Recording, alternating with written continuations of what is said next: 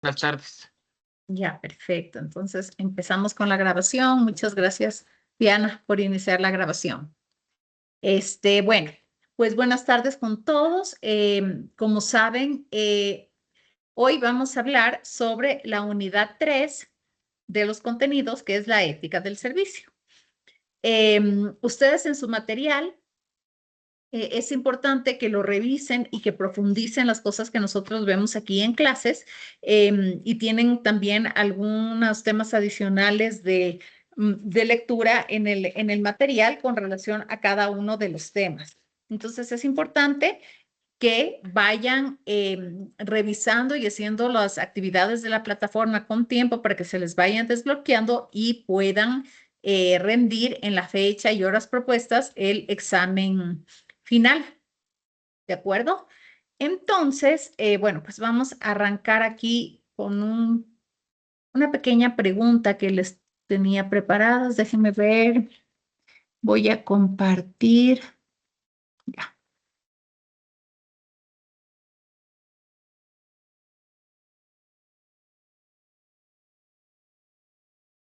¿Me confirman, por favor, que estén viendo la pantalla?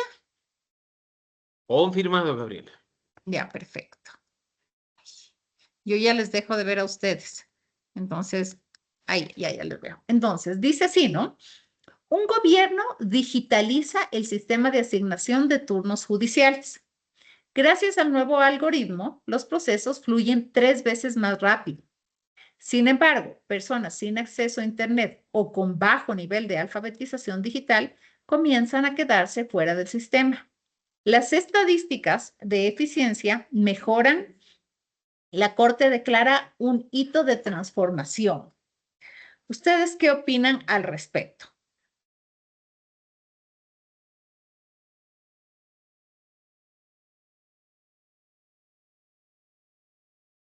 Adelante, Mauricio. Gracias, Gabriela. A ver, sin duda resulta un hito de transformación y resulta algo positivo, pero muy en línea incluso de los temas de gobierno abierto que en nuestra maestría hemos visto y que manejamos desde la sociedad civil. No se puede dejar por fuera a quienes por cuestiones de brecha de acceso o por brecha de conocimiento no tienen la misma capacidad de alcanzar lo que los que sí están en la onda pueden, ¿no? Y no puedes condicionar además un servicio únicamente a un grupo poblacional específico que tiene, por decirlo de alguna manera, la ventaja de un acceso a algo que no es general y que más bien por su limitación actual constituye en alguna medida un privilegio, ¿no? Entonces, es un hito, es positivo, pero no se puede dejar por fuera a aquellos que por temas de brecha no han podido acceder a las mismas condiciones. Muchas gracias, Mauricio. ¿Alguien más que quisiera emitir su opinión? ¿Están de acuerdo con lo que dice Mauricio? ¿Están en desacuerdo?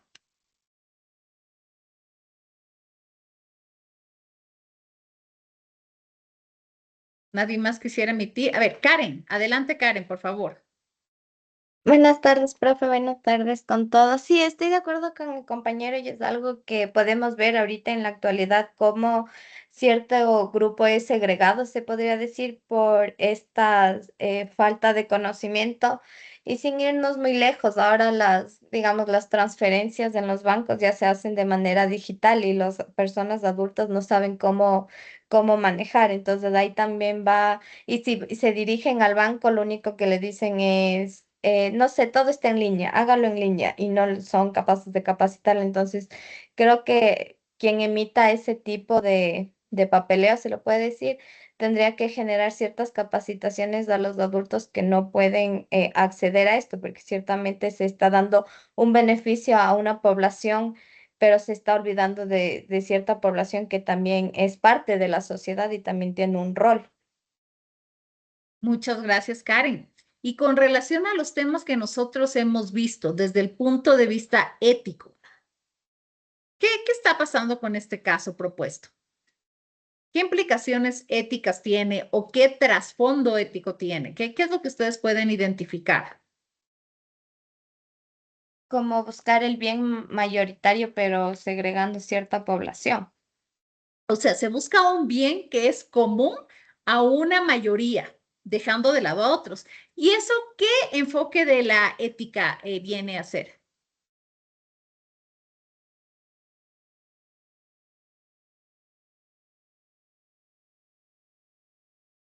¿Se acuerdan cuando hemos repetido, ¿no es cierto?, desde la primera semana, y esto es súper importante que ustedes lo entiendan para el análisis de su caso. Y nosotros habíamos dicho que la ética no puede ser reducida a un bien, no puede ser reducida a una virtud y no puede ser reducida a una norma. Y en las visiones, ¿se acuerdan que habíamos visto las visiones de la ética, que había la ética estoica, que había la ética de la virtud, que había la ética utilitarista?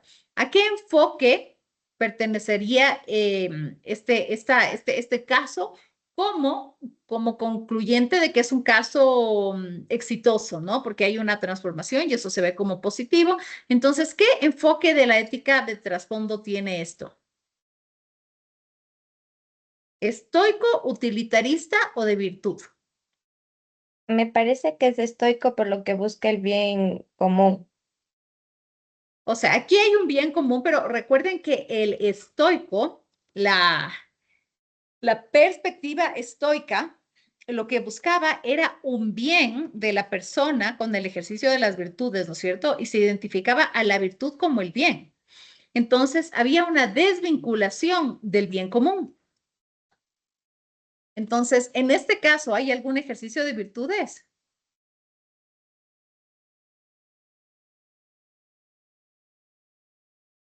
¿Por qué sería un enfoque estoico?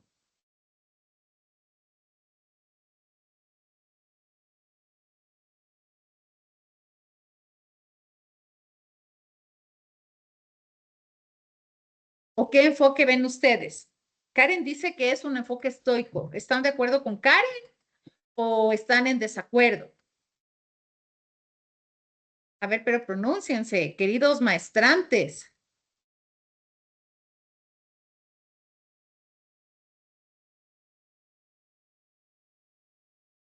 Creo que ya nos agarró el feriado. Ya les agarró el feriado. Vamos a poner ánimo porque a todos nos agarra el feriado.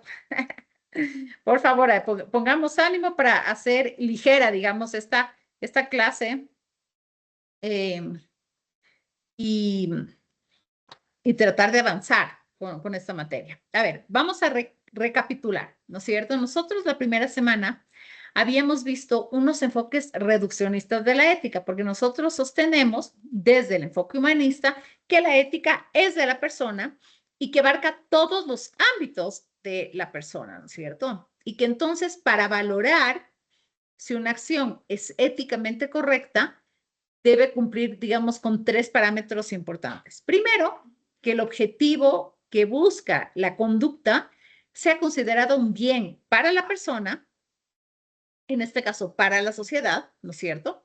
Segundo, que para obtener ese bien, ese objetivo que se ha especificado, entonces se lo haga a través del ejercicio de virtudes, que ya vimos que las virtudes son actos operativos buenos, no sé, hábitos operativos buenos. El hecho de decir que son hábitos implica que son constantes y estables, ¿no es cierto? Entonces, hábitos constantes, estables, operativos buenos, porque requiere de la acción, no es algo pasivo.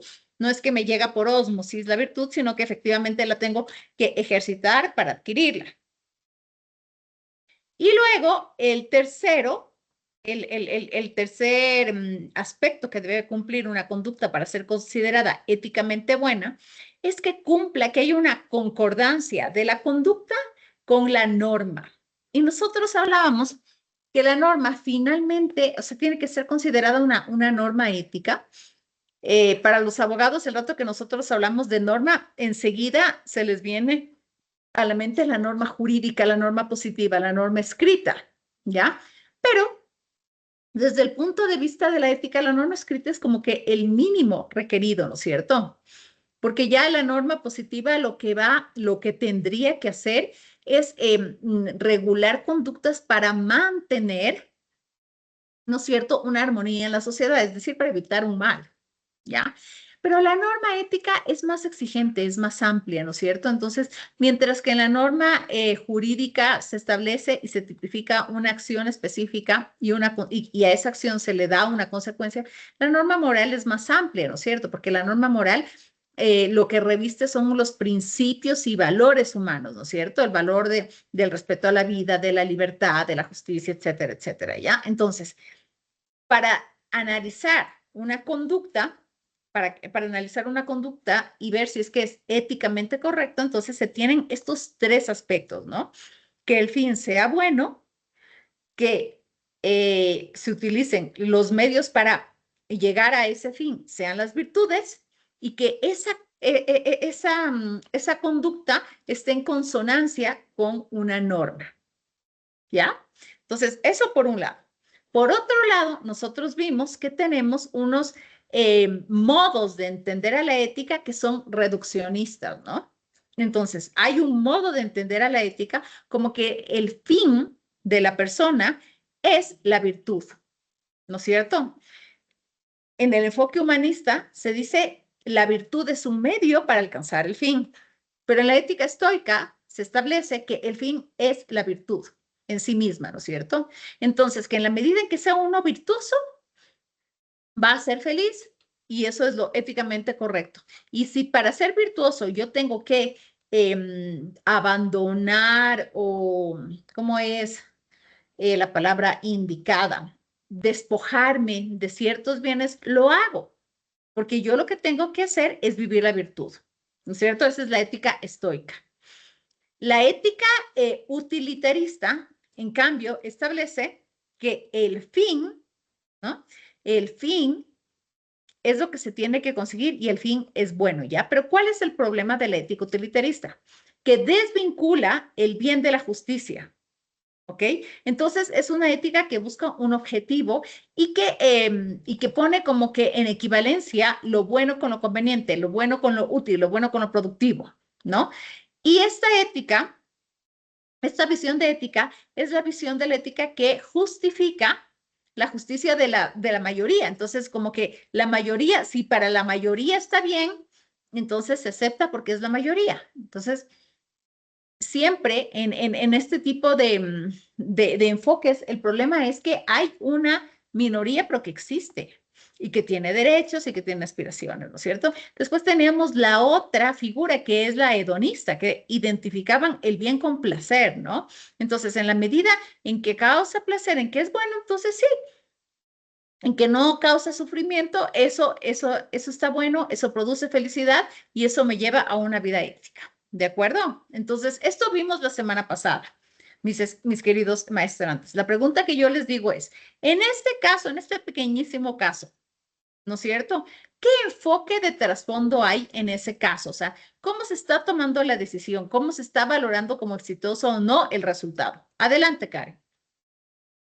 Ya, haciendo el recap de todos los tipos de ética que hemos visto, pienso que es utilitarista porque ahí se ve el bien de la mayoría olvidando a la otra población, que este sería el caso, porque se está buscando el beneficio de, de las personas que tienen acceso a Internet y tienen conocimiento de la era digital, se podría decir, pero se está olvidando de la gente que no sabe leer y que tiene poco acceso a Internet, entonces sería utilitarista porque se está buscando un bien, pero olvidando a otra población.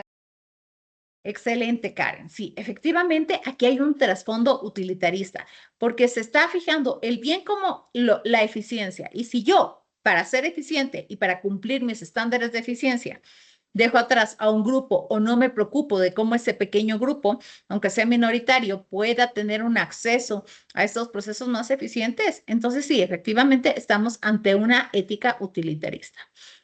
Y aquí el problema de esta ética utilitarista es en esa concepción del bien común, porque ustedes saben que el ser humano no solo tiene una naturaleza individual, ¿no es cierto? No es que solo somos sujetos con una estructura afectiva, con libertad, con inteligencia, con voluntad, sino que somos sujetos en un entorno, ¿no es cierto? Y tenemos una naturaleza social.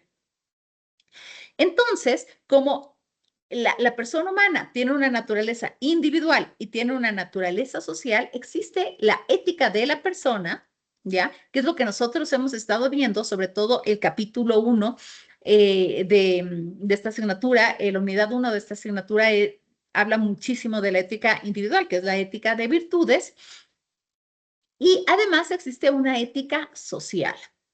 Nosotros cuando hablamos de la ética de virtudes, ojo, no se vayan a confundir la ética de virtudes con la estoica, porque en las figuras hicimos la diferencia entre la ética estoica y la ética de las virtudes.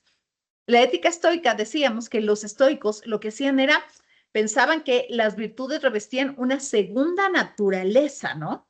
A la persona, porque efectivamente los actos que realizaban para, digamos, adquirir esa virtud, eran inmanentes. ¿Qué quiere decir que son inmanentes? Que se hacen de la persona. O sea, la persona, cuando ustedes hablan, cuando ustedes ven a una persona que realiza acciones de justicia, ¿cómo se le dice? Es una persona justa.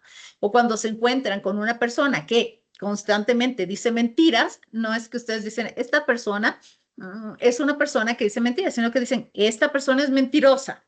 ¿Eso qué significa? Que los actos son inmanentes al ser humano y eso es una gran responsabilidad porque nos hacemos a través de nuestros actos. Entonces, para los estoicos, las virtudes eran una segunda naturaleza, donde el ser humano lo que hacía era desprenderse de los bienes, de todos aquellos bienes que no le permitían adquirir su virtud, ¿ya? Pero ¿cuál es la crítica que se hace a esta figura estoica? Precisamente que el estoicismo se desvincula del bien común, porque aquí solo es la persona, el individuo, que quiere adquirir sus virtudes independientemente de los bienes que le puedan rodear. Y los bienes que le pueden rodear, como habíamos puesto casos extremos, puede ser la familia, puede ser la salud, etcétera, etcétera. En cambio, la ética de las virtudes tiene como que un balance entre, por un lado, que el individuo a través de las virtudes pueda alcanzar el fin de su vida, ¿no? O los bienes parciales en cada conducta que realiza. Y por otro lado, es ese individuo que está inmerso en una sociedad, en un entorno social, en donde se va desarrollando y que se desarrolla en la medida en que hay una relación con otros, ¿no? Porque fíjense ustedes que el ser humano no puede decirse que se desarrolla plenamente solo. Todos nosotros, por nuestra naturaleza, como tenemos una naturaleza social, nos desarrollamos en la medida en que también nos damos a los otros, ¿no es cierto? Por eso decíamos, ayer justamente hablábamos del deber ser de la profesión.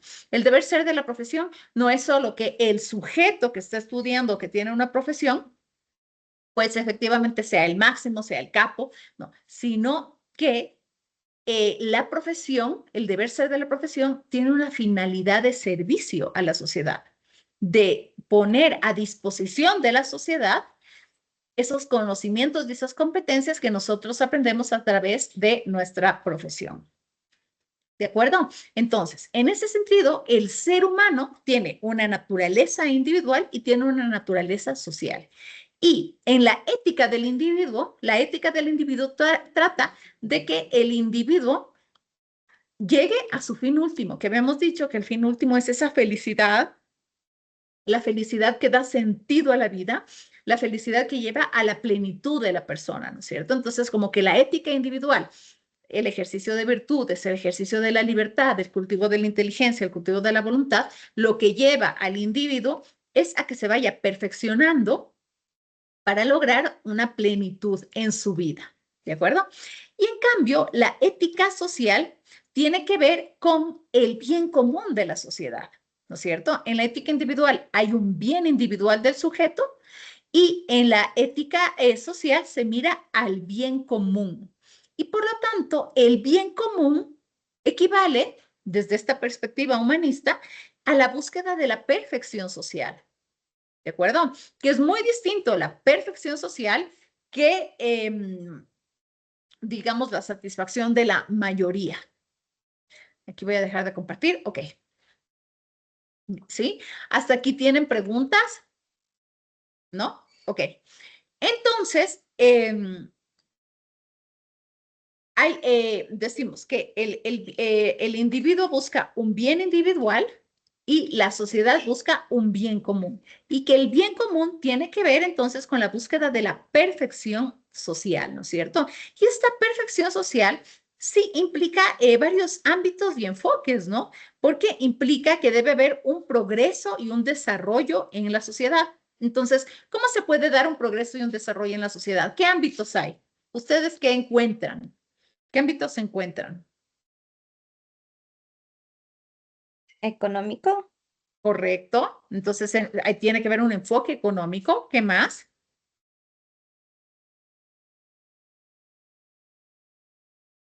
social, Social, excelente. También tiene que haber un enfoque social. ¿Qué más? En alguna medida es un enfoque cultural, Gabriel. Un enfoque cultural, ¿no es cierto? ¿Ok? Porque se ve como que el nivel de la sociedad, digamos, ¿no? El desarrollo de la sociedad se ve en función de la cultura, ¿no? Vean ahora, por ejemplo, a los latinos cómo nos están identificando, ¿no? Con Bad Bunny, ¿no? Con la reciente participación que tuvo en el Super Bowl, ¿no? Entonces se está identificando que esa es la cultura latina. Nosotros los americanos no tenemos esta cultura, son los latinos. ¿Ok? ¿Qué más? ¿Qué otro ámbito?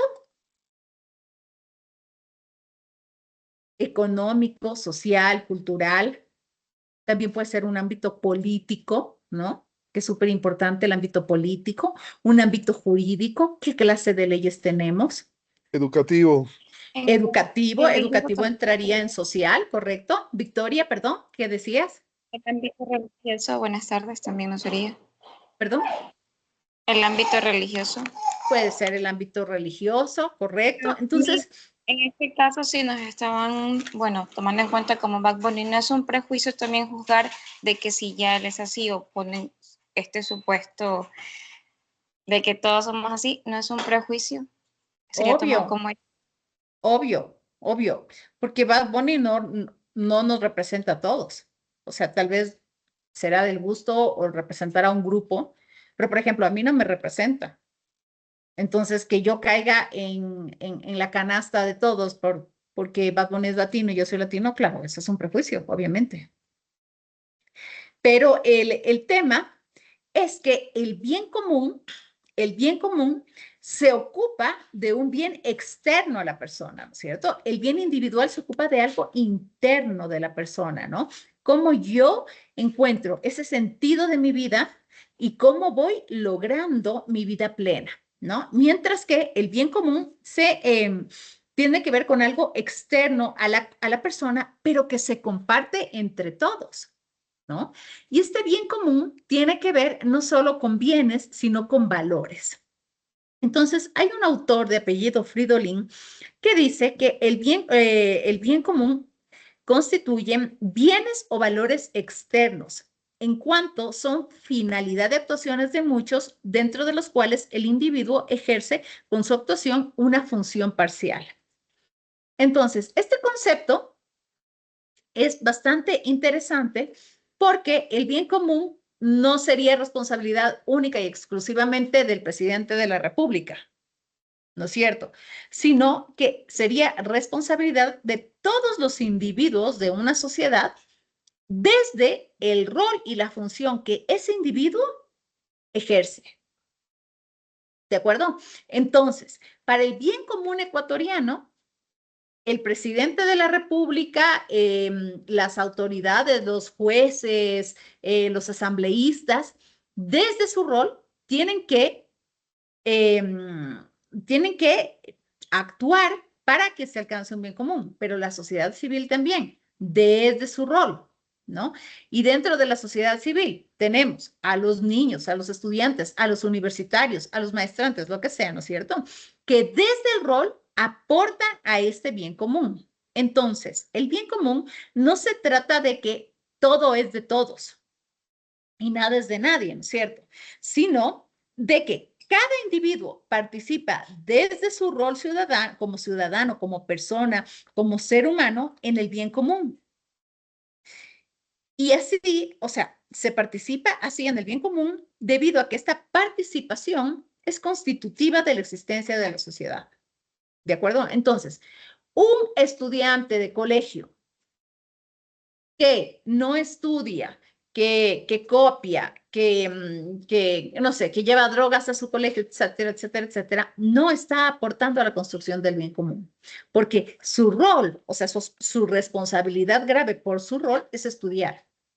Un estudiante universitario que utiliza la inteligencia artificial para obviar sus tareas universitarias y estudio, no está aportando al bien común.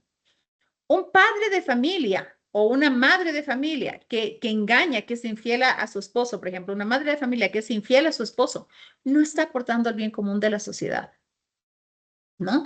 Un juez que, no sé, que no hace su trabajo, o sea, que no se dedica a él a analizar el caso, a interpretar la norma, a aplicar la norma, sino que le utiliza al secretario para que haga eso. No está haciendo bien, no está cumpliendo su participación en el bien común, ¿sí? Entonces, un dato que es muy importante para entender el bien común es esto que nos dice Fridolin, ¿no?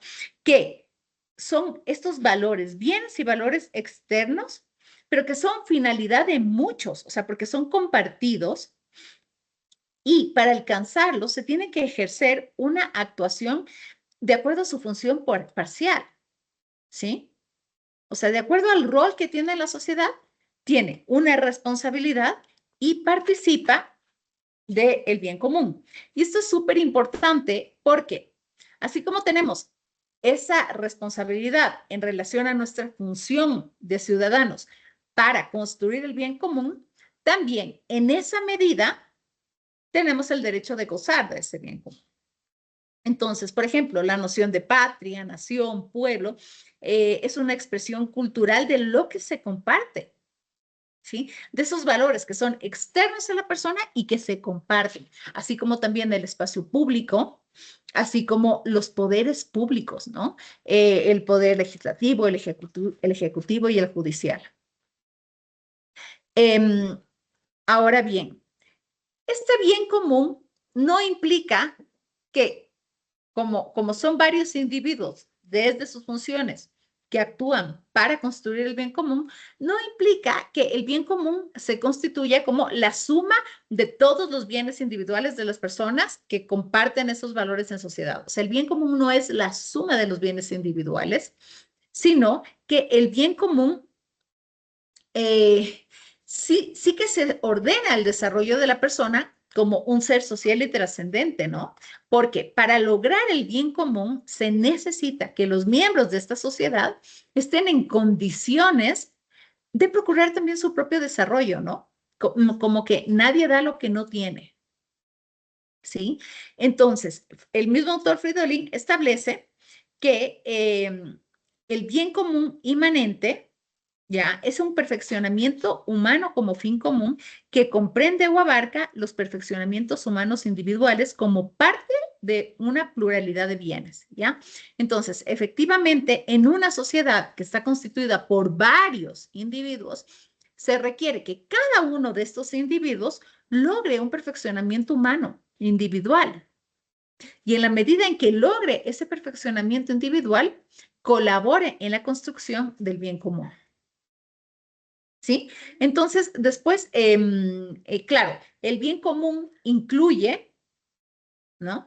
La práctica de justicia, de la solidaridad, de la verdad, el respeto a la libertad, el respeto a la dignidad. Y se opone, por tanto, al egoísmo y a una cultura de descarte. Ya decía Aristóteles, y más bien les voy a preguntar a ustedes, entendiendo con este concepto de bien común, ¿no es cierto? Como estos valores externos compartidos o bienes compartidos que constituyen una finalidad de la actuación de muchos y que para su construcción, para alcanzar este bien común, se requiere que los individuos ejerzan o actúen desde su rol, ¿ya? Entonces, si tenemos este concepto de bien común, ¿qué es algo que podría ser catastrófico para el bien común? ¿Qué es algo que lo aniquilaría? Piensen, piensen.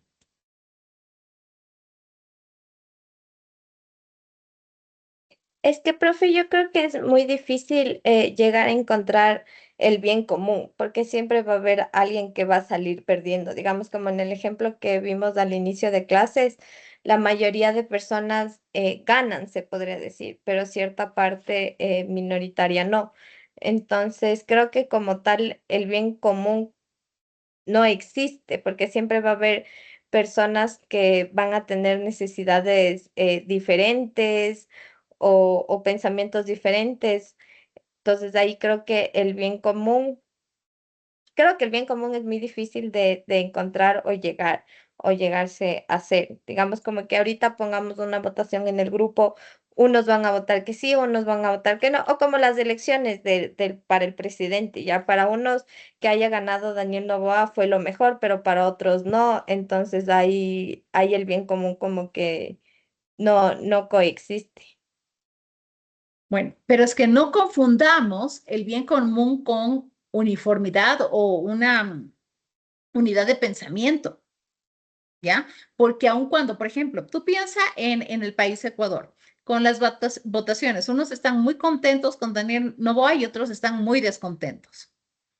Pero el pueblo ecuatoriano tiene alguna aspiración, o sea, porque el bien común tiene que ver con esa búsqueda de la perfección social. Lo que pasa es que está como muy arraigada en nuestra mente el bien común como un objetivo productivo y utilitarista. Pero yo aquí les estoy invitando a pensar un poco más allá de eso, no pensar en términos de rentabilidad o de productividad, ¿ya? O con balanza positiva o negativa, sino como eh, con una reflexión profunda, filosófica, en donde se puede entender que si el bien común es esa búsqueda de la perfección social, aun cuando haya en un país diversidad de pensamiento, diversidad de etnias, ¿ya? Ese país naturalmente no va a buscar, o sea, no va a querer una perfección social como país, no van a haber valores compartidos, es decir, nosotros somos ecuatorianos y si por ahí viene alguien e insulta al ecuatoriano, estos ecuatorianos son todos unos vagos, mentirosos, no sé qué, no nos vamos a sentir dolidos. Porque podemos decir, sí hay ecuatorianos que son vagos, que son mentirosos, que roban, que nos hacen quedar mal en el extranjero. Sí, es verdad. Pero de ahí a que vengan a decir todos los ecuatorianos, porque ustedes no tienen identidad nacional, son unos badulaques. Eso no hace que nos duela de alguna manera, que nos moleste, que nos indigne o no. Claro, o sea, sí nos sentiríamos ofendidos, como que no somos la mayoría. O sea, digamos como justo lo que pasó en el Super Bowl con Bad Bunny, lo que usted dijo, que usted no le representa a Bad Bunny y la mayoría, o algunos latinos, digamos, sí se sintieron identificados con eso. Entonces sería como lo que usted mencionó antes, que no hay que juzgar, se podría decir, porque un latino es así, todos vamos a ser así, entonces los ecuatorianos sería lo mismo, como que sí nos sentiríamos ofendidos que nos digan eso. Es que a lo que quiero llegar es que nos podemos sentir ofendidos porque en el fondo, aunque haya pluralidad, ¿no es cierto? Aunque haya diversidad étnica, ¿ya? Tenemos valores compartidos como ecuatorianos, ¿ya? Y claro, ¿no? Tal vez ustedes son muy jovencitos y no tuvieron en sus clases cívica, pero la cívica trataba de eso, o sea, de estos valores compartidos como sociedad, ¿ya? Entonces, en la medida en que hay esos valores compartidos, también hay esa necesidad de buscar la perfección social. Yo no creo que nadie en sus cabales pueda querer que el Ecuador se funda. O sea, yo voy a actuar pésimo, voy a ser una vaga, mentirosa, mala profesora, estafadora, no sé qué, para hundir el Ecuador. No, porque las actuaciones que cada uno de nosotros tenemos se dirigen a conseguir algo que es bueno para la persona, ¿ya? Y entonces es natural, digo, esta aspiración no solo de alcanzar algo bueno para la persona, sino para la sociedad. Que sea súper difícil, Karen, es otra cosa. Y estoy de acuerdo, es muy difícil, ¿no es cierto? Porque tiene que ver un poco con lo que Mauricio ya decía, o sea, ¿cuál es el nivel cultural? Y por eso es importantísimo, ¿no? Formarnos permanentemente, estar informados, ¿no? Por eso es importantísimo. Porque si no nos formamos, entonces, claro, decimos así como muy a la ligera, no, qué lindo Bad Bunny, cómo llegó al Super Bowl, tan esforzado, es un genio, cómo mueve a las masas. Sí, efectivamente, tiene cualidades, ¿no es cierto?, de empresario, porque de cantante lo dudo mucho, pero tiene sus cualidades. Pero en el fondo, por ejemplo, ¿cuál es el mensaje que manda este sujeto en sus canciones? ¿No es cierto? Denigrando, por ejemplo, a la mujer. Entonces, también en el grupo, por ejemplo, de inmigrantes, hay mujeres, ¿no? Entonces, como que hay una contradicción, ¿de acuerdo? Entonces, sí es súper importante, o sea, traigo a colación ahora que está tan sonado y tan polémico esto de Bad Bunny ahí y que llevó en el Super Bowl al chiquito Liam, ¿no? Ecuatoriano, estuvo ahí en el Super Bowl, estuvo Ricky Martin que mueve masas, ¿no? Pero es importante porque uno se tiene que cuestionar y reflexionar sobre cosas que van muchísimo más allá de un estado de ánimo, de que me parece, de que no me parece, sino en el fondo que están transmitiendo. ¿De acuerdo? Y un poco la asignatura de ética, esta asignatura que ustedes tienen, es un poco para impulsar eso, ¿no? Para impulsar la reflexión. Entonces, el bien común, si son valores compartidos, puede ser muy difícil de alcanzarlo. ¿Por qué? Porque pueden haber unas posiciones súper individualistas. Entonces se ve que el individualismo sí que ataca el bien común, pero hay algo más que lo aniquila. ¿Qué podría ser? ¿Qué piensan ustedes que podría aniquilar el bien común? Karen ha manifestado, puede ser esa posición individualista, o sea, que no me importa el resto, yo con tal de generar mis ingresos, voy a, como sé que lo que vende son canciones, digamos, no sé, que no tienen, que no tienen mucho desarrollo musical o algo así, ¿no? Que dicen que los de Bad Bunny son 2 o 3 notas y cualquier letra que venda. Eso, como yo sé que vende, eso es lo que le voy a dar a la sociedad, sin pensar en nada más. Y eso sería un individualismo, ¿no es cierto? ¿Qué otra cosa podría aniquilar el bien común?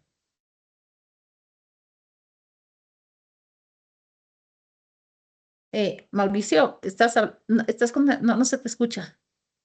Ah, ¿a ustedes le escuchan a Mauricio? No, Mauricio, no se te escucha.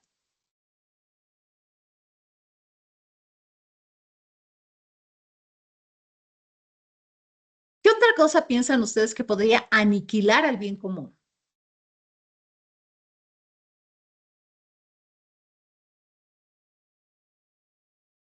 ¿Saben lo que Bueno, decía Eris?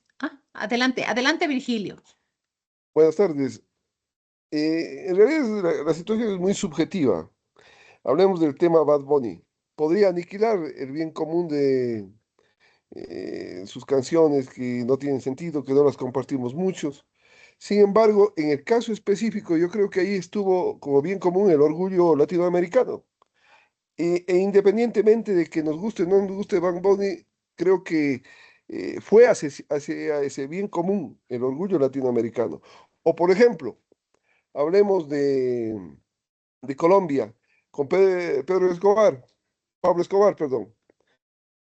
Era alguien que hacía todo lo posible por beneficiar a los pobres. Obviamente que era un hombre que, de otro lado, mataba, violentaba los derechos de la propia Colombia y de la gente. Sin embargo, ¿cuál era el bien común? Servir a los pobres. ¿Es un bien común? Yo creo que sí. ¿Quién le sirve y cómo le sirve? Dependería ya el análisis subjetivo. Es decir, no pudiéramos decir que los buenos somos los únicos que podemos ir hacia el bien común y los malos no lo pueden hacer.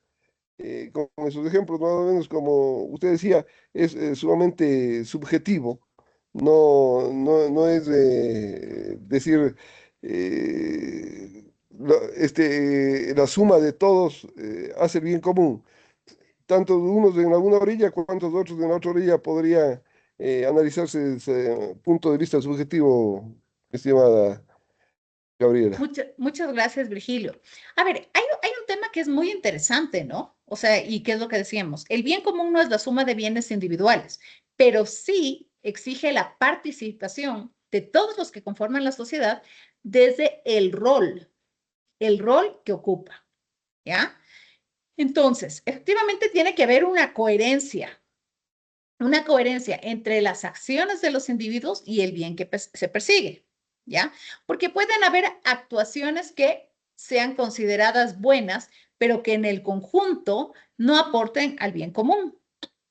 Entonces, por un lado, Karen dejó señalado, ¿no es cierto? Dicen, o sea, no sé, es difícil conseguir el bien común porque si las personas que conformamos la sociedad tenemos una posición súper individualista y solo estamos enfocados en nuestros intereses, es muy difícil que aportemos a un bien común, porque todo lo que vamos a hacer es en función de lo que me reporta bien, algo bueno para mí. ¿De acuerdo? Entonces, por ejemplo, ahí yo también podría tomar el mismo caso de Pablo Escobar que nos trajo Virgilio. Efectivamente, Pablo Escobar invertía la plata en canchas, en escuelas, para la gente pobre, ¿no es cierto? Y por otro lado, mataba, secuestraba, traficaba droga. Entonces, la pregunta sería, ¿por qué hacía estas cosas para la gente pobre? O sea, para tenerlas de su lado, para que no le molesten, para generar cohesión y pertenencia hacia él y así que él pueda libremente hacer lo que quiera, o porque efectivamente era un alma que bondadosa en ese sentido, ¿no? Porque como él vino de orígenes muy humildes, entonces entendía las necesidades de la gente humilde. Habría que ver. O sea, nosotros no podemos meternos en la interioridad de él y juzgar, pero sí se ve que las personas cuando tienen como que el foco en lo que es bueno para ellos, exclusivamente, y tienen una posición individualista, esa posición individualista destruye la construcción de un bien común. Y Aristóteles en ese sentido decía que lo peor que puede ocurrir, lo peor que le puede ocurrir al bien común, es decir, que lo aniquila, es la corrupción. ¿Ustedes qué piensan con esto que decía Aristóteles? ¿Les parece que tiene sentido? ¿Por qué? ¿Cómo se llegaría a esa conclusión que la corrupción aniquila al bien común? Bueno, yo creo que en efecto, pongamos del bien común la justicia como tal, que debería ser imparcial por su propio nombre.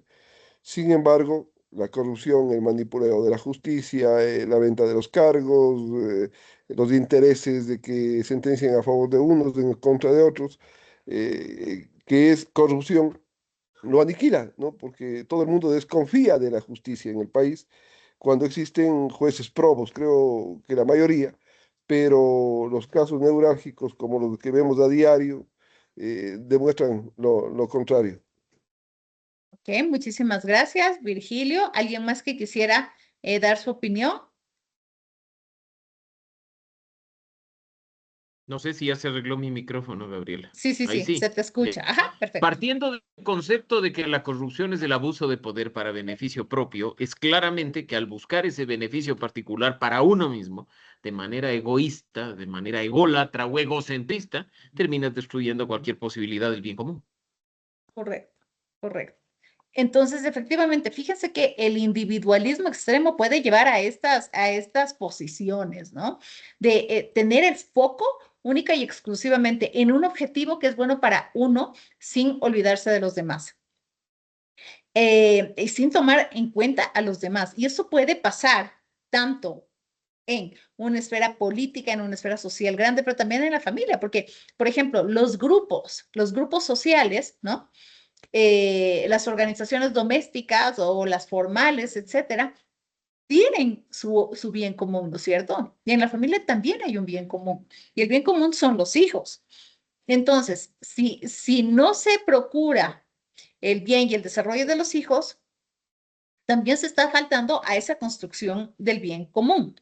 Ahora bien, para que haya este bien común, nosotros también habíamos hablado, se precisa que haya un orden social. ¿no es cierto? Porque si no hay un orden social, la balanza se desajusta. Y entonces me puedo ir muy por el lado del individualismo o muy por el lado del colectivismo, que también, o sea, son como dos extremos que deforman esta concepción del bien común. Por ejemplo, si es que hay una deformación a la inclinación hacia el interés particular, entonces se da origen a corrientes individualistas o anárquicas o relativistas, ¿no es cierto?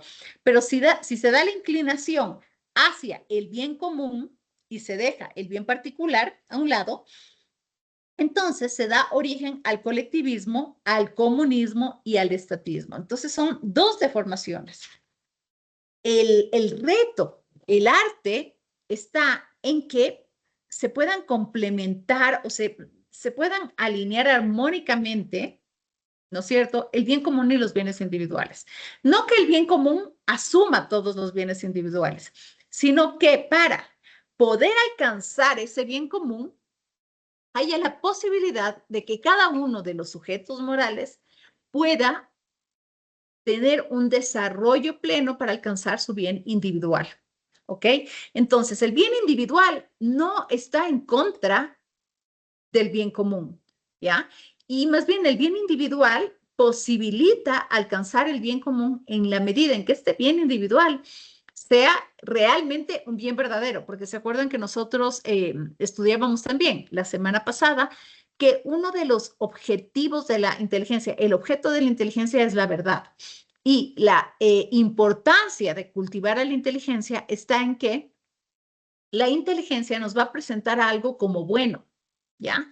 Y entonces la tarea moral está en que nosotros distingamos que eso es verdaderamente bueno y no solo que tiene apariencia de lo bueno, porque decíamos, la inteligencia me presenta al bien, ¿no? Me presenta y la voluntad va a querer adherirse a ese bien, ¿ok? Entonces, el reto está en que lo que me presente la voluntad sea verdaderamente bueno, no con apariencia de bueno. ¿Y cómo sé cuándo estoy ante un bien que tiene apariencia de bueno? Pues cuando para alcanzarlo yo no ejercito virtudes, sino ejercito vicios. Entonces, volvamos a poner el caso de Pablo Escobar, o sea, solo para hacer como que un análisis súper frío de la conducta moral de la persona, ¿no es cierto? Pero, por un lado, ¿no es cierto? Digamos que Pablo Escobar decía, yo quiero ayudar a los pobres. ¿Cómo ayudo a los pobres? Les voy a poner bien, les voy a armar una cancha de fútbol muy chévere, les voy a, no sé, dar recursos para que puedan arreglar sus casas y así vivir con dignidad. Pero, ¿de dónde él obtenía esos recursos o cómo él los obtenía? Los obtenía a través de actos ilícitos. Por lo tanto, ahí se ve que para alcanzar ese, ese bien que se presenta como aparente, utiliza modos que no son virtudes y por lo tanto no es un bien aparente. No es un bien verdadero, perdón, es un bien aparente. ¿Me explicó? ¿Me siguieron esta parte? ¿Tienen preguntas, inquietudes, comentarios, reflexiones? Todo se acepta. Katy, no sé si usted quiera decir algo. Rey, le veo animada. Katy Paola Medina.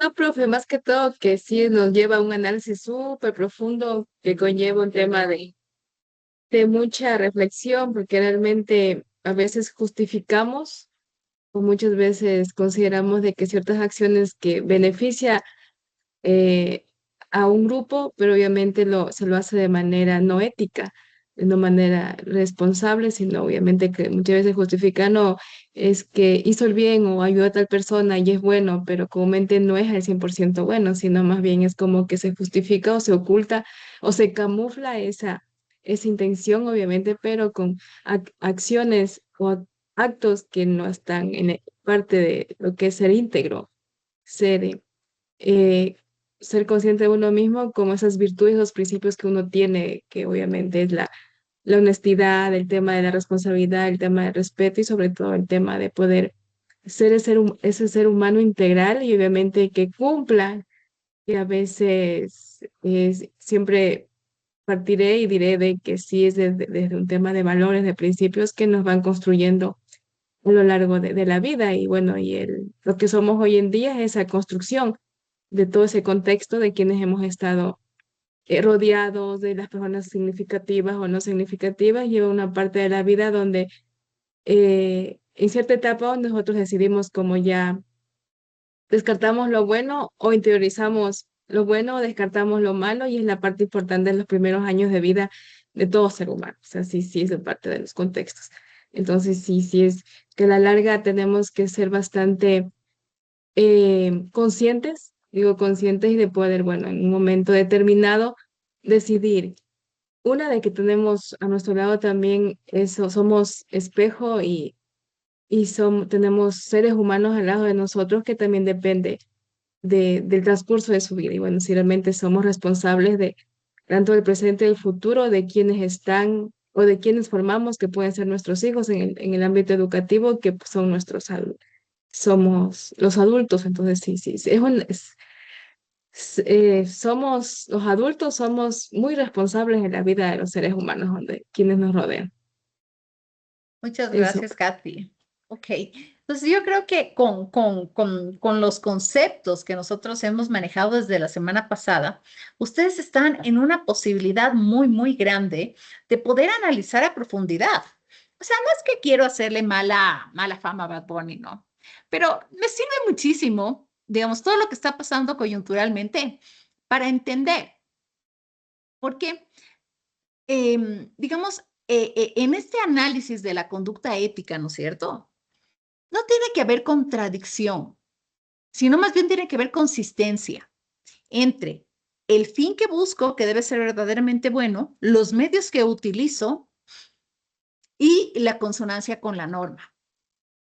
¿Ya? Fíjense que estos tres elementos, estas tres dimensiones, vuelven y vuelven y vuelven en cada clase. Por eso es fundamental en su análisis del caso práctico cómo ustedes van entendiendo a la conducta ética y cómo la pueden calificar de buena o de mala.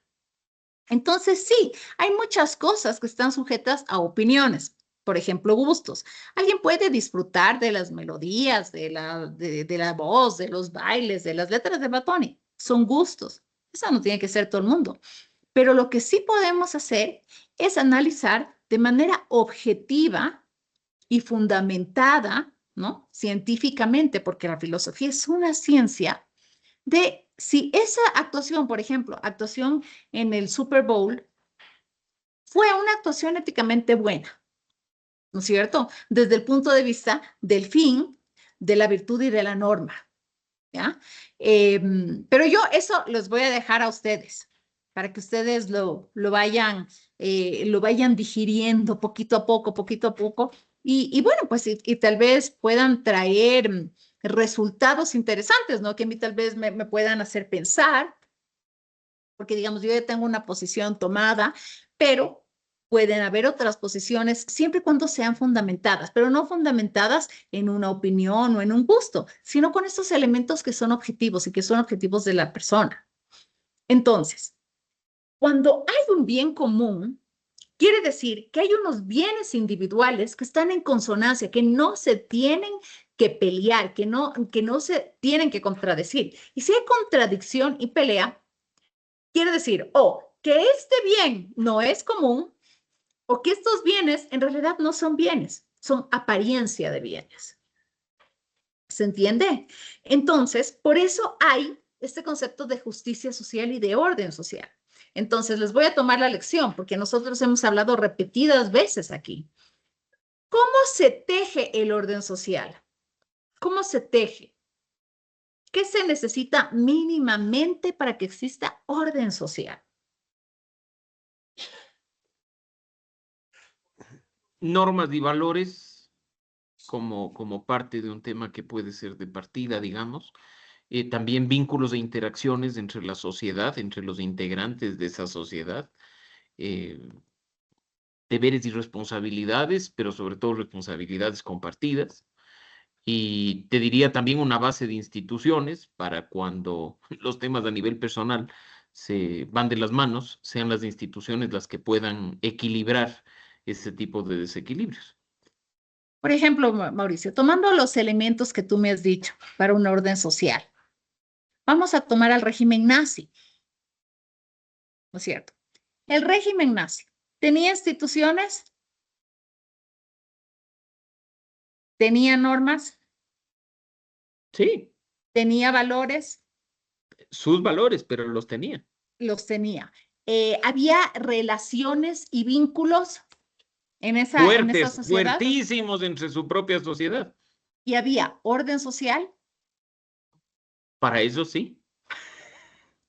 A ver, pero no para ellos. El concepto de orden social que nosotros estamos estudiando, ¿no es cierto? Es que, claro, evidentemente sobre la base de lo que estamos estudiando, no, pero es Correcto. justo una de las grandes contradicciones que se tiene y por eso no es la primera vez que salta el tema de los nazis. Te digo, en estricto sentido, el concepto de orden social, más allá del tipo de estudio que tenemos por esta materia, sí se daba.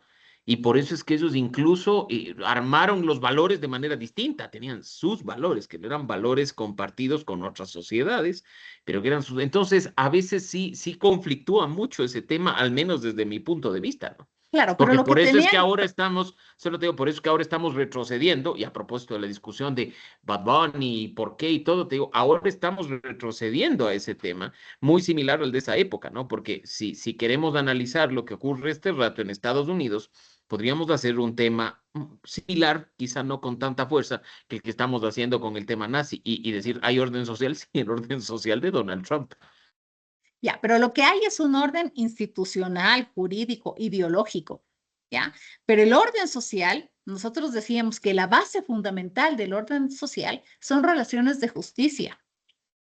¿De acuerdo? Entonces, si se tiene ese concepto de orden social como relaciones de justicia, en el régimen nazi había instituciones, había normas, había vínculos, había valores, pero no había justicia, porque no se daba a cada uno lo suyo.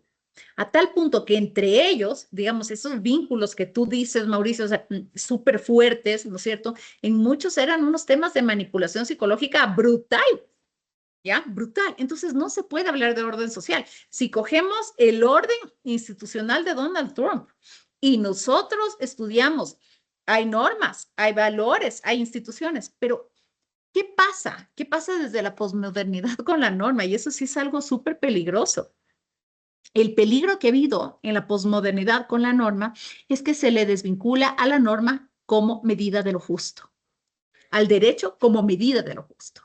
¿Ya? Entonces, se enfoca en que el derecho o la norma, y además, ahora ya es una cosa tan extrema que cuando se habla de derecho, se le pone con equivalencia a la norma. Ya no importa si esa norma tiene un contenido de justicia. Lo que importa es que haya sido dictada por autoridad competente y que haya seguido los procedimientos. Entonces, no se puede hablar de justicia. Y nosotros ahí tenemos una posición. O sea, ustedes ya, por el hecho de tomar de seguir, de estudiar esta maestría y en esta maestría tener esta materia, tienen una responsabilidad bien grande en la sociedad. Porque ustedes están en capacidad de identificar que pueden haber normas que son injustas. ¿Ya? ¿Y cuál es la obligación ante una norma injusta? ¿Cuál será la obligación? ¿Cómo? Protestar. Protestar. Uno puede protestar. ¿Qué más puede hacer? Proponer una nueva. Mejoras. Ya, pero Por alguien ejemplo, te puede obligar. La ley de la propuesta del gobierno sobre la reforma al COTAD, por ejemplo. Ya, eso es algo que se puede. O sea, primero no está de acuerdo, ¿no? Hay mucho que mejorar ahí.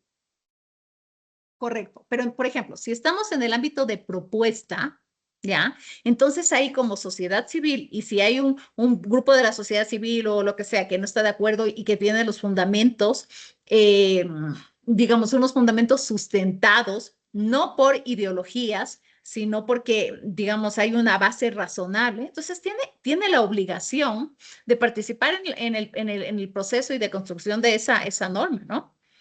O sea, hay una obligación y eso es parte de asumir el rol que cada uno tiene en sociedad para la construcción del bien común. Pero si ya tenemos una norma que ha sido expedida y que nos obliga y que es injusta, sí que tenemos esa obligación de resistirnos. Vimos ya la semana pasada que hay la objeción de conciencia y la objeción de ciencia. Mauricio, adelante. Bajo ese mismo esquema, a mí me encanta esta discusión, pero yo te digo, para mí una norma injusta es que un gobierno nos suba 3 puntos del IVA supuestamente para financiar la seguridad y no nos quiera rendir cuentas de lo que está haciendo con ese dinero. Pero yo no puedo resistirme y decir, no, yo te pago IVA 12 y no IVA 15 porque me acusan de defraudación tributaria y termino preso. Entonces, también hay que ver el tema. O en mi caso, y te hablo porque es uno de los problemas, Gabriela, que tengo más frecuentemente en el trabajo que hacemos nosotros, es, a mí no me gusta la Constitución de Montecristi. En la Asamblea Constituyente, mi curul votó en contra. Nosotros no aprobamos la Constitución de Montecristi. Desde 2008, en el referendo, tampoco voté a favor de la Constitución, pero es una Constitución que está vigente. No contiene lo que yo quisiera, pero parte de ese asunto es, si yo digo que respeto el Estado de Derecho, tengo que acatar las disposiciones constitucionales y, como decía el Hermel, si no me gustan, intento cambiarlas, que ya lo he intentado, sin éxito, por supuesto, pero mientras están vigentes, no me queda otra opción, porque aunque en la propia Constitución esté consagrado el tema de la resistencia, hay normas que por la forma en la que están concebidas, yo me atrevería a decir incluso por la forma en la que están deformadas, son de imposible resistencia. Y te voy a poner el ejemplo, o sea, nosotros responsablemente pedimos participar de la discusión de la Ley Orgánica de Transparencia Social para hacer aportes como organización de la sociedad civil que trabaja en temas de transparencia. Fue vetada nuestra participación en la Comisión de la Asamblea Nacional. ¿Por qué? Porque las organizaciones lavamos dinero, según el discurso de la mayoría. ¿Qué pasó con la norma? La norma se aprobó. Y para mí es una norma injusta, porque es una norma que contiene amenazas tan fuertes como que las organizaciones que hacemos cualquier tema vinculado, por ejemplo, y así lo dice la ley, a actividades mineras que ya cuentan con aprobación del gobierno, corremos el riesgo de que se nos cancele la personería jurídica sin debido proceso. ¿Qué puedo hacer? Resistirme a la norma, me cierran la organización. Entonces, tengo que presentar una acción de inconstitucionalidad y este rato estoy esperando a ver qué dice la Corte. Pero si te das cuenta, por desgracia, ese ideal del deber ser, ese ideal del bien común, ese ideal del orden social, también como concepto, y a eso iba yo con mi intervención anterior, tiene muy buen fundamento para las desviaciones propias de lo que estamos viviendo. Y hoy, en el 2026, como en 1939, bajo el régimen nazi. Ok, pero solo una acotación. Todo lo que has dicho es bastante interesante y preocupante a la vez. Pero tú partiste del ejemplo de la ley del IVA, ¿no es cierto? Entonces, solo como norma, digamos, como norma, esa norma es justa en el sentido que hay una redistribución de la riqueza. El problema no está en la norma, el problema está en la aplicación de la norma, porque tú dices, o sea, ¿cómo yo sé que mi dinero va efectivamente a redistribuirse de modo adecuado? Entonces, esa es otra discusión porque es la aplicación de la norma, pero esa norma en sí es justa, ¿no? O sea, hay que redistribuir la riqueza, hay que redistribuir. ¿Cuáles son los mecanismos? Bueno, pues eso es otra cosa. Y sí pueden haber discusiones, pero el punto es que estas discusiones se deben enriquecer porque no solo tiene que haber un concepto jurídico detrás, sino un concepto ético. Y con ese concepto ético, ustedes se van a ver en la obligación de actuar. Entonces, yo también a mí tampoco me gusta la Constitución de Montecristi, pero tengo que obedecerla, ¿no es cierto? Es la Constitución del Ecuador. Pero si ustedes ven y estudian en la norma, o sea, no es que la Constitución tenga, o sea, para mí tiene unas cosas disparatadas que no son muy buenas, pero no es que es una, digamos, una norma que es francamente injusta, que es una cosa, o sea, no en ese sentido, ¿ya? Los mecanismos, el problema para mí es cómo es toda la artimaña alrededor de la norma, ¿no es cierto? Precisamente porque alrededor de la norma se tejen unos vínculos que no están sostenidos por relaciones de justicia, sino de un interés particular, partidista, ideológico o lo que ustedes quieran, ¿ya? Y esto nos coloca a nosotros como sociedad civil para ver qué se hace, ¿no? O sea, ¿el camino es de indiferencia? ¿Cuál es el camino? El camino es protestar. ¿Cómo protesto? ¿Cuáles son las estrategias? Es un tema, digamos, complejo, coyuntural, muy complejo, pero que sí nos exige a cada uno de nosotros una reflexión sobre también la postura. O sea, ¿cómo estamos haciendo cada uno de nosotros para contribuir al bien común del Ecuador? ¿No?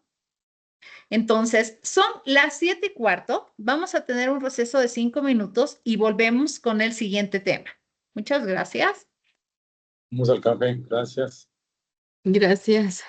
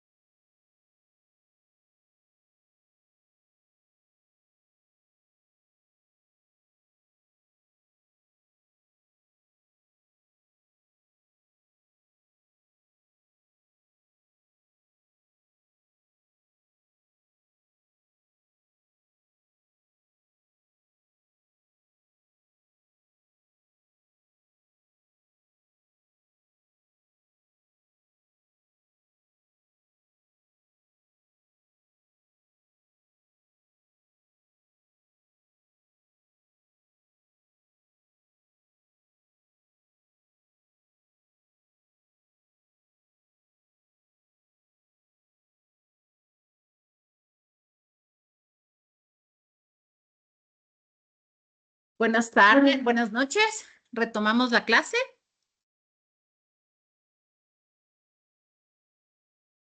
¿Me escuchan, por favor? ¿Me confirman si me escuchan? Claro. Sí, profe, sí se le escucha. Ya, perfecto. Entonces, nosotros decíamos que la justicia social, no, digamos, estamos hablando del bien común, ¿no? Como el bien común, como aquellos valores y bienes compartidos entre muchos que se alcanzan a través del ejercicio de los individuos desde su rol, ¿no es cierto? Hay una participación parcial para la construcción del bien común y por lo tanto también hay un goce parcial. Es decir, uno goza del bien común en la medida en que participa para el bien común. Ahora bien, para que se pueda lograr este bien común, tiene que haber un ambiente propicio para eso, ¿no es cierto? Y ese ambiente propicio para eso exige que haya una concordancia entre los bienes individuales de las personas, es decir, que cada individuo pueda desarrollarse plenamente en la sociedad en la que existe y así contribuir al bien común. Y en ese sentido, la justicia social, ¿ya?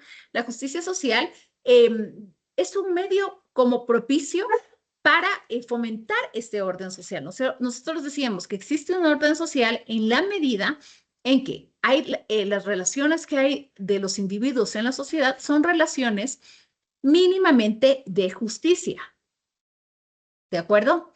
Entonces, este orden social justo, lo que exige es como mínimo, que hayan relaciones de justicia. Dar a cada uno lo suyo. Y esto, en definitiva, es simplemente abstenerse de hacer daño.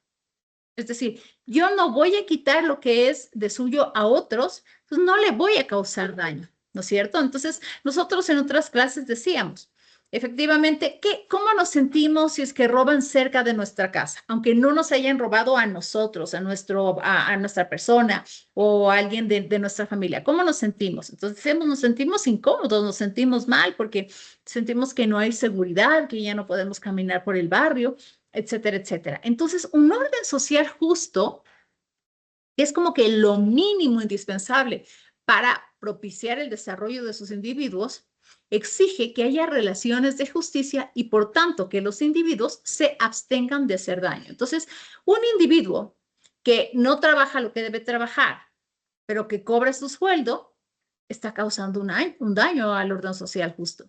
Un padre de familia que no se da a su familia, que digamos que utiliza los recursos de su familia para cosas solo para él, está afectando el orden social justo. Un estudiante que copia afecta al orden social justo, ¿no es cierto? Porque las relaciones de justicia generan un equilibrio y un orden. Y este equilibrio y este orden genera ese orden social. Y ese orden social es parte del bien común, ¿sí? Un orden social justo implica que se vivan valores colectivos como la paz social, el bien común, la justicia, etcétera, etcétera, etcétera. Entonces, a ver, aquí, déjenme ver, ya. Aquí les voy a compartir un caso, por favor, para que lo lean. Me confirman si pueden ver la pantalla. Sí se ve. Ya, yo ya les dejé de ver a ustedes en cambio. Okay. Pero sí me escuchan, ¿no es cierto? Aquí está. Sí, está bien. Ahí. Entonces, por favor, ¿alguien puede leer el caso?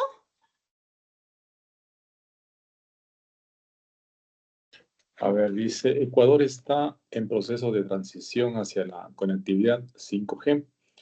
El gobierno, con apoyo de organismos multilaterales, ha lanzado un programa llamado Acceso 5G, cuyo objetivo es democratizar el acceso a la tecnología de quinta generación para impulsar la competitividad y la inclusión digital. En la práctica, la cobertura 5G se ha priorizado para las zonas de mayor actividad económica, zonas francas, parques industriales, sectores residenciales de clase media alta y los centros comerciales de las principales ciudades. La justificación oficial es que allí se encuentra el mayor entorno social y económico a corto plazo. Se anuncia con orgullo que el 65% de la población ya tiene acceso a 5G. La mayoría de medios celebra la noticia. Los datos muestran un incremento en la productividad digital y la atracción de nuevas inversiones extranjeras. ¿Ya se ve otra página? Sí, se pasó a la otra. Ya, perfecto. Continúa con la lectura. Organizaciones de derechos digitales y redes comunitarias rurales han denunciado que mientras se expanden las redes 5G en las zonas urbanas privilegiadas, las zonas rurales periurbanas siguen sin acceso estable ni siquiera a 3G. Una comunidad de profesores rurales eleva una queja formal. El programa no contempla fondos ni planificación para la cobertura educativa mínima en sus zonas. Los niños siguen conectándose con dificultades, si es que lo logran. Ante esto, el vocero del programa responde, es solo una fase inicial. No se puede conectar a todos al mismo tiempo. Ya llegará. Mientras tanto, los beneficios para el país son innegables. ¿Continúo? Ya. Sí, por favor. Okay. Si el bien común implica condiciones de vida dignas y oportunidades de desarrollo para todos, ¿cómo evaluarían la decisión de priorizar la conectividad 5G en zonas urbanas privilegiadas frente a la exclusión existente de las comunidades rurales y educativas? ¿Qué responsabilidad ética emergen para el Estado y las empresas en este contexto? ¿Cómo se ven afectadas las relaciones de justicia entre individuos y colectivos cuando unos sectores gozan de un acceso tecnológico avanzado y otros permanecen marginados? ¿Podría hablarse de una vulneración de la justicia comunicativa o distributiva? ¿Por qué? La subsidiariedad exige que las instancias superiores apoyen, sin sustituir a las instancias más cercanas a las personas. Y la solidaridad implica un compromiso activo con los más vulnerables. ¿Cómo aplicaría estos principios en la implicación de los programas nacionales de conectividad? ¿Qué medidas concretas podrían haberse diseñado para equilibrar inversión, eficiencia y justicia social? Ok. Entonces, quisiera que se reúnan en pequeños grupos y que conversen sobre estas preguntas que les voy a dejar aquí en pantalla. Les voy a dar unos 10 minutos. Si es que quieren, necesitan que les ponga de nuevo el caso o les dejo en la pantalla, en la pantalla las preguntas.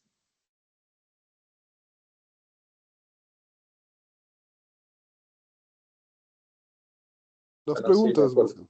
Las preguntas. Ok, entonces les dejo las preguntas. Por favor, reúnanse en pequeños grupos, unos 10 minutos de conversación, de discusión y volvemos para ver qué conclusiones, qué valoraciones tienen sobre este caso.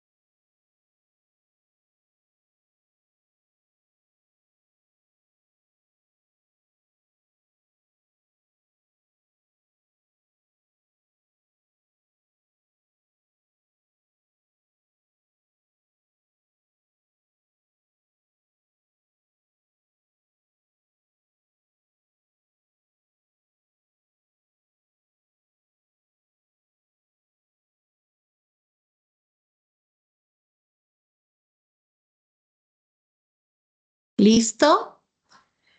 Entonces, por favor, si alguien quiere conversar sobre las conclusiones que sacaron en los pequeños grupos.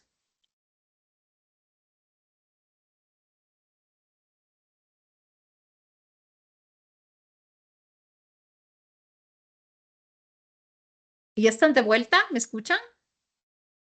Ok, entonces, adelante. A ver, Mauricio, como prendió la cámara, ya le toca. Yo solo digo, eso, Virgilio también. Es que aquí estamos los del nombre largo de la maestría siempre hablando, así es que no sé si Virgilio quiere entrarle primero. Bueno, yo, ver. a ver, el bien común implica condiciones de vida dignas y posibilidades de desarrollo para todos. El proyecto que se plantea es para un sector de la población mayoritario, por cierto. Ahora, la base siempre será lo económico. ¿Cuánto dinero existe para implementar este proyecto en el país? Y lastimosamente, siempre los sectores alejados, los sectores rurales, son los menos favorecidos. Obviamente que en los centros urbanos está concentrada la población. Eh, yo creo que se buscaría la alternativa de una proyección en el proyecto, valga la redundancia, con un plazo establecido para que la colectividad vaya a llegar al 100% o algo de justicia. Éticamente, moralmente, criticamos el perjuicio que siempre reciben los sectores alejados, que hoy en día necesariamente no son los que menos tienen, ¿no? Si analizamos socialmente el tema de la ganadería y del seguro social campesino, los campesinos tienen seguridad social para ellos y para todas sus familias, y los que aportamos casi no podemos ni ingresar siquiera a la seguridad social. Con ello quiero decir de que no necesariamente quienes viven en el sector rural son los más necesitados. Hay los cinturones de miseria en las propias ciudades, que sí tienen, en este caso del ejemplo, tendrían acceso de una u otra manera por estar situados más cerca de los centros poblados. En términos generales, ¿qué medidas se podrían diseñar? Para mí, un plazo en el que en ciertos años, en 5 años, el servicio llegue al 100% en el territorio nacional. Eso en síntesis, mi estimada profesora. Muchísimas gracias, Virgilio. ¿Alguien Y más quizá quiere añadir? complementando, Gabriel, quizá complementando lo de Virgilio dentro de la discusión del grupo nuestro, mira que uno podría hablar de una justicia distributiva si es que efectivamente se distribuye lo de ciertas personas para todos, pero en este caso no estás teniendo una justicia distributiva porque estás repartiendo lo de unas personas para prácticamente esas mismas personas. Aquí, si tú te pones a ver en materia tributaria, ¿dónde está la mayor cantidad de pago de impuestos? En las zonas urbanas, indiscutiblemente. Si nos ponemos a ver aquí en ciudades, Quito lleva la mayor carga tributaria. Y que por eso entonces voy a hacer solo aquí y voy a hacer eso para que se me autodistribuya el beneficio. Si lo que buscamos efectivamente es una justicia distributiva, tendremos que más bien llegar a otros sectores que no son los que por su propia condición podrían alcanzar este tema por cuenta propia. Ok, muchísimas gracias, Mauricio. ¿Alguien más quiere añadir? Sí, creo que estamos en la misma línea. Sería bien común si es que el proyecto es por etapas y se fija tarifas diferenciadas. Entonces, yo creo que así se podría financiar y con justicia. Ok, muchísimas gracias, Hermel. ¿Alguien más? ¿De la maestría de educación? ¿Alguien quiere pronunciarse?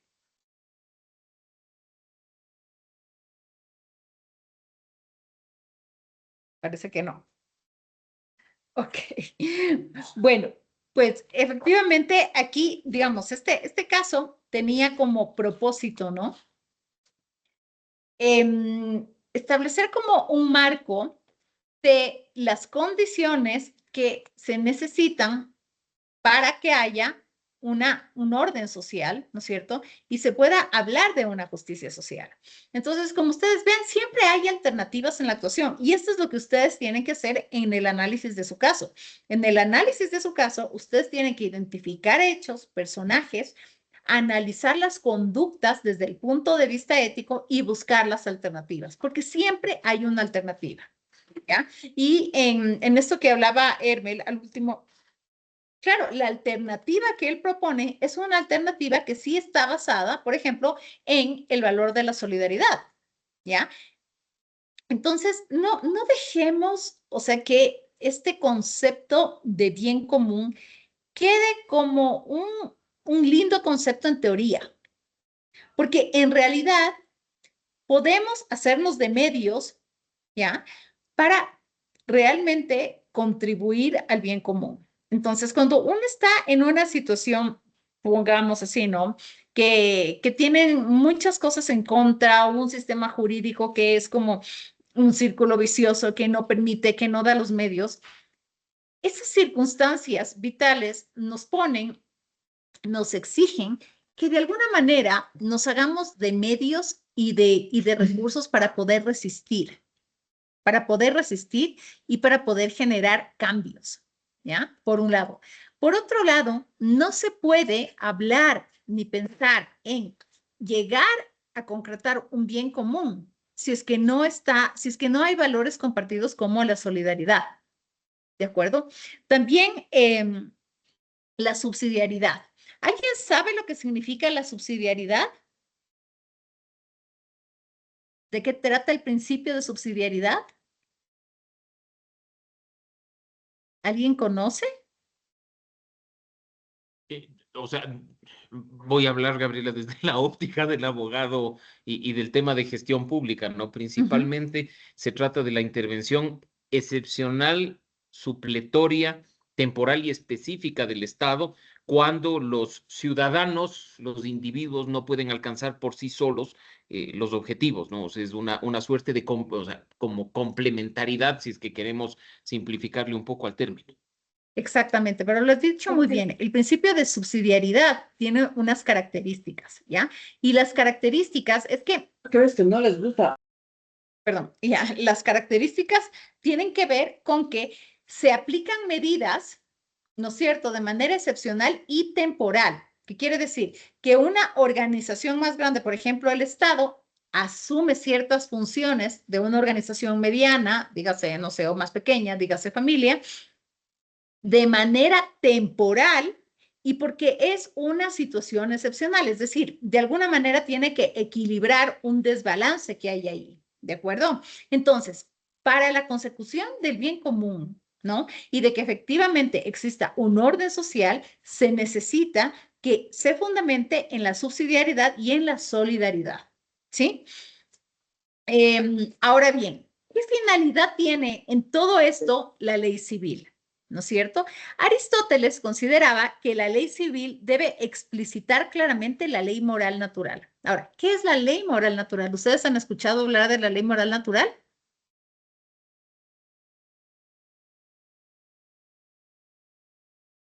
¿No? Ok. Entonces, nosotros hemos estudiado a la persona humana, ¿no es cierto? Al ser humano.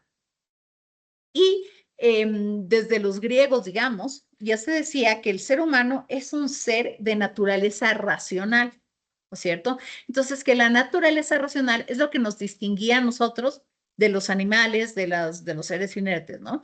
Entonces, porque, digamos, una vida sensitiva tienen tanto las personas como los animales, pero una vida intelectiva, del intelecto, solo lo tienen los seres humanos, ¿ya? Entonces, ¿qué significa esto de la ley moral natural? Significa que cada realidad que existe en el universo está regulada por sus propias leyes. Es decir, el universo está regulado por las leyes cósmicas.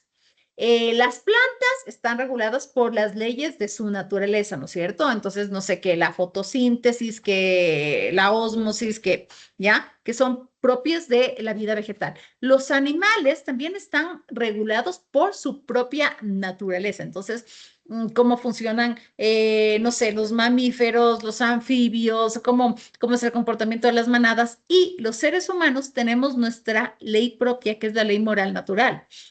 ¿Y qué es? Una ley que se aloja en la racionalidad del ser humano, ¿ya? De acuerdo. Entonces, ¿esta ley qué implica?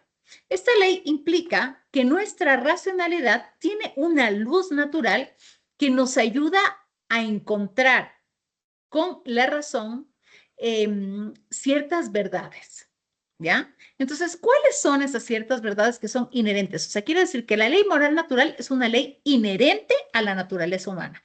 Todo ser humano, por el hecho de ser humano, está regulado por una ley moral natural. Y esta ley moral natural es una luz que hay en nuestro intelecto que nos permite conocer de manera racional las verdades. Entonces, esta ley moral natural tiene algunos principios, pero los principios más básicos, morales, son: haz el bien y evita el mal. Digamos, o sea, todo ser humano tiene eso y conoce, o sea, hago el bien y evito el mal. A tal punto que cuando hacemos algo que consideramos que está mal, entran los remordimientos, así no sea ilegal, así no hay un policía que nos sancione, ¿no? Nosotros ya tenemos una noción de que algo es bueno y que algo es malo. Obviamente, la tarea moral va a exigir que el ser humano se cultive, porque no solo podemos vivir con un principio básico de hacer el bien y evita el mal. Aunque este principio es básico y es fundamental, esta ley moral tiene una relación con la ley civil. Y se supone, en el mundo del deber ser, que la ley civil debería explicitar de manera clara a la ley moral natural, y en muchos casos lo hace. Entonces, por ejemplo, la ley moral natural, el principio de la ley moral natural es: haz el bien y evita el mal. ¿Cómo está explicitado en una ley positiva escrita? Por ejemplo, está explicitado en el COIP, ¿no? Donde se establece que el asesinato, el homicidio, el sicariato, el femicidio es un delito y que por el cometimiento de ese delito hay una sanción, ¿no es cierto? Entonces, de alguna manera aquí se ve que efectivamente esta ley positiva ha recogido este principio: haz el bien y evita el mal, ¿no? ¿Cómo voy a evitar el mal? No matando, no cometiendo sicariato, no cometiendo asesinato. ¿Se entiende este ejemplo? Entonces, Aristóteles consideraba que la ley civil, entendida como la ley escrita, el ordenamiento jurídico, lo que nosotros conocemos como ordenamiento jurídico, debe explicitar claramente a la ley moral en orden a la vida virtuosa que debe seguir la ciudadanía. Entonces, los griegos eran muy sabios, porque decía, la ley civil tiene una función, ¿no es cierto? Y la función de la ley civil es el bien común, protegiendo a las personas y a las personas y a las comunidades que conforman, ¿no? Entonces, la ley civil tiene que ser un medio, tendría que ser un medio para que las personas puedan servir al bien común, ¿no es cierto? Y de esa manera, con la ley civil se protege tanto a las personas como a las comunidades.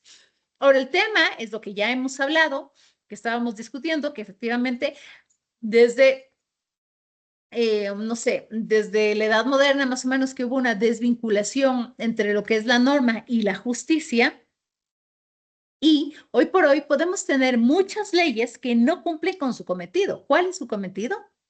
El cometido de la ley civil es servir al bien común, protegiendo a las personas y a las comunidades. Entonces, podemos tener muchas leyes injustas que no cumplen su cometido.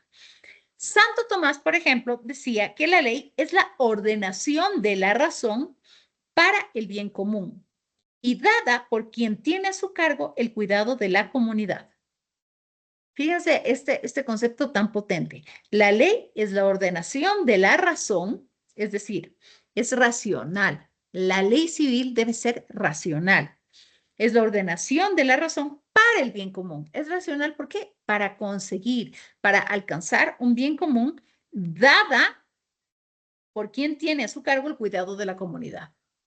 Entonces, la autoridad que da la ley civil tiene una responsabilidad muy grande, ¿ya? Y sobre todo aquí se entiende desde Santo Tomás que la autoridad está para servir, no para servirse del cargo, ¿no? Si tiene un cargo y tiene un cargo de altísima responsabilidad, como por ejemplo es la emisión de las normas jurídicas, pues efectivamente esa responsabilidad tiene que ser ejecutada de manera racional, porque nosotros somos seres racionales. Rodríguez Luño establece que, bueno, perdón, antes de pasar a Rodríguez Luño, las leyes civiles, nosotros vamos a llamar aquí leyes civiles, vuelvo y repito, aquellas leyes del ordenamiento jurídico para diferenciarlas de las leyes éticas, ¿no es cierto? Entonces, las leyes civiles determinan derechos y deberes de las personas, regulan las libertades entre unos y otros y establecen como que los lineamientos para que haya una convivencia política, ¿no? Entonces, establecen el marco político jurídico donde las personas se van a desenvolver para la consecución de un bien común, ¿sí? Entonces, Rodríguez Luño decía que las leyes civiles tienen 4 funciones. Una es la de promulgar, otra la de explicitar, otra la de determinar y la última la de sancionar. Entonces, ¿qué quiere decir la función de promulgar? La función de promulgar tiene que ver con poner en público las normas legales sobre la realización u omisión de un comportamiento específico a través de un instrumento legal. ¿No es cierto? Entonces es dar a conocer que existe esta norma y esta norma busca un comportamiento específico. Explicitar, en cambio, versa sobre la extracción de conclusiones a partir de un principio, que puede ser de orden constitucional o incluso de orden universal con los derechos humanos. O sea, cada norma tendría que arropar, acoger, sustentarse en un principio y más en un principio universal. Entonces, nosotros pensemos en las normas del debido proceso. Las normas del debido proceso, en definitiva, lo que están haciendo, por eso son tan importantes y son tan esenciales, lo que están haciendo es protegiendo la dignidad de la persona a la que le están acusando. O sea, como que nadie es culpable hasta que se demuestre lo contrario y por lo tanto a esa persona que le acusan le asiste una serie de garantías para que pueda defenderse en justicia. Ese es el deber ser. Se supone que las normas, toda norma tiene que ser en justicia. Ahora, la función de determinar tiene que ver con elegir entre diferentes formas posibles para hacer la ley obligatoria y sancionar se refiere a la aprobación o condena de un comportamiento específico. Entonces, en una ley civil hay un comportamiento que se quiere buscar y el contrario se lo sanciona. ¿Sí? La ley civil se ocupa, por tanto, de regular las relaciones entre los ciudadanos, entre el Estado y los ciudadanos y entre el ámbito público y el ámbito privado. En principio, las leyes civiles no deberían diferir de las leyes morales. Acuérdense que el día de ayer estábamos hablando sobre la relación que pueden haber entre los códigos deontológicos y las normas jurídicas, ¿no? Que le rigen a un profesional y que podríamos decir que ahí podrían haber varios escenarios, ¿no? Un escenario donde las normas deontológicas y las normas jurídicas están en completa armonía a tal punto que la norma jurídica recoge de manera explícita o implícita a la norma deontológica. El segundo escenario era, en cambio, en que aunque la norma jurídica no recoja de manera implícita o explícita, ¿no es cierto? No es contradictoria. Entonces, por lo tanto, el código deontológico hace una suerte de complementación de esa norma legal. Y por último, había ese escenario en donde la ley civil era contradictoria a la ley moral, ¿no es cierto? Entonces, aquí se presenta el problema de las leyes injustas, porque el deber ser tendría que colocar a la ley civil como que acoge, recoge a la ley moral, no que va en contra, sino que la recoge. Y cuando no la recoge, cuando no la observa, cuando no la respeta, entonces estamos frente a leyes injustas. Entonces, mis queridos maestrantes, vamos a quedarnos hasta aquí. Mañana arrancamos con el problema de las leyes injustas, que ya lo hemos visto, un poco en las clases pasadas. Y con esto terminaríamos la unidad 3 y empezaríamos la unidad 4. ¿Sí? Entonces, el día de mañana nos vemos a las 8 de la mañana. Espero que descansen y luego ya de las clases de mañana, a las 10 ya se pueden ir de feriado. Eso. Gracias, Gabriela. Una buena Gracias, noche. profe, igualmente. Hasta Marisela, Gracias. tienes una pregunta. Adelante.